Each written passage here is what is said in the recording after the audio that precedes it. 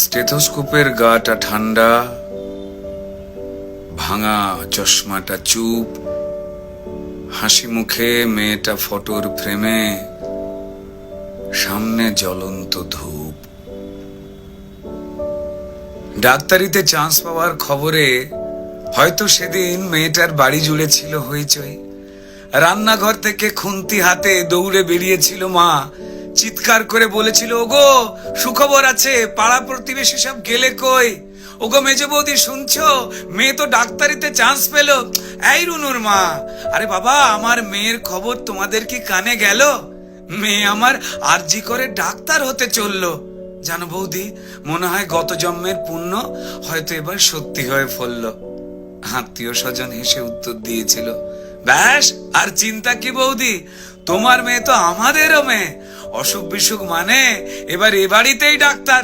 মা বলেছিল, আরে কি যে সব বলো বৌদি, এসব না তোমাদের বাড়াবাড়ির আবদার।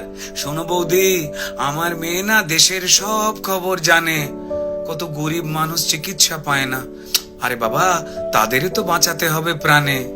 ঠাম্মা পাশের ঘর থেকে বেরিয়ে বলেছিল, হ্যাঁ তোরা আমায় কি একটু কথা বলতে দিবিনি? তা বলে গলায় স্টেথোস্কোপ ঝোলার পর আমাদের চিনতে পারবে তো আমাদের এই ছোট্ট ডাক্তার নেই? সেই স্টেথোস্কোপের গাটা ঠান্ডা, ভাঙা চশমাটা চুপ, হাসি মুখে মেয়েটা আজ ফটোর ফ্রেমে, সামনে জ্বলন্ত ধূপ। টানা 36 ঘন্টার ডিউটি দিয়ে মুমূর্ষু রোগীর সেবা করে, বন্ধুদের সাথে খাবার খেয়ে গলার স্টেথোস্কোপটা খুলে মেয়েটা ঢুকেছিল সেমিনার ঘরে। ভেবেছিল দু চোখ বুঝে একটু জিরিয়ে নি। সেই যে দু চোখ বন্ধ হয়েছিল, সে দু চোখ আর খোলেনি। সেমিনার রুমে যে ক্লান্ত ডাক্তারনি ঢুকেছিল, সকালে সে বেরিয়েছিল ক্ষত বিক্ষত বডি হয়ে। আর স্টেথোস্কোপের গাটা ঠান্ডা, ভাঙা চশমাটা চুপ, হাসি মুখে মেয়েটা ফটোর ফ্রেমে, সামনে জ্বলন্ত ধূপ। যে দিত প্রাণ সেই দিল প্রাণ হাসপাতালের ঘরে, শরীর জুড়ে হাজার ক্ষত, মেয়েটা গেলই মরে। খুবলে খেলো শরীরটাকে, ভাঙলো গলার হাড়, খুবলে খেলো শরীরটাকে, ভাঙলো গলার হাড়। পশুর দলে কে কে ছিল জমাট অন্ধকার। তড়িঘড়ি হলো ধরা একটা সিভিক পুলিশ, তড়িঘড়ি হলো ধরা একটা সিভিক পুলিশ। এই অপরাধ একার যে নয়, যতই বানাও পুলিশ, মন্ত্রী পুলিশ দিশেহারা, অজুহাতের শেষ। মানুষ যদি ক্ষেপে ওঠে যেমন বাংলাদেশ, তাই তড়িঘড়ি ঝোলাও ফাঁসি, সে মুখ যেন না খোলে, ষড়যন্ত্র ফাঁসের আগেই ফাঁসিতে সে ঝোলে।